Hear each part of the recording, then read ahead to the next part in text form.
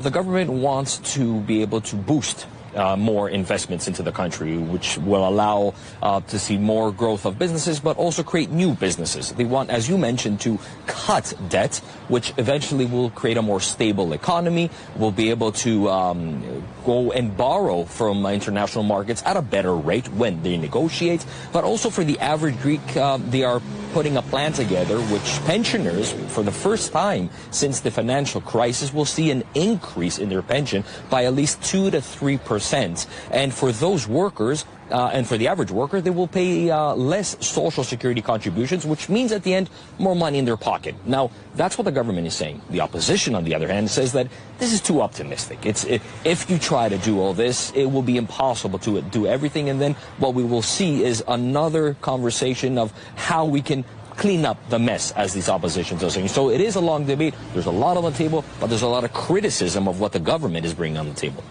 And of course, Greece has come a long way since the days of the financial crisis. What are the key issues for this particular budget, Evangelo?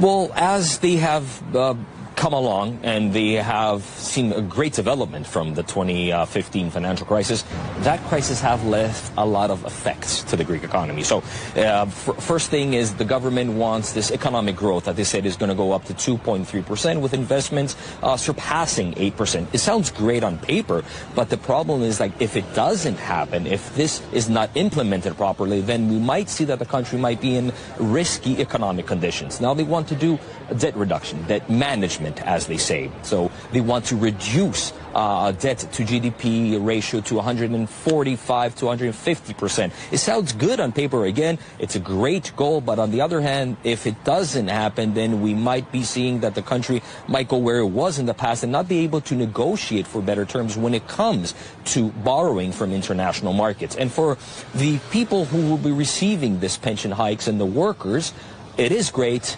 But again, critics say here that there's a number of other vulnerable groups, for example, low-income families or people who are unemployed, who haven't seen any change in the past years over the financial crisis. So there are a lot of things that there's a lot of criticism of what the government wants to do. But the one thing I have to say here that most of the political parties do agree on and have pretty much accepted is defense spending, especially with what is going on in Ukraine, the latest developments in Syria, but the ongoing dispute between Greece and Turkey over the waters in the Aegean and the air. So that is the one thing most political parties are pretty much hugging and accepting of what the government has to put on the table.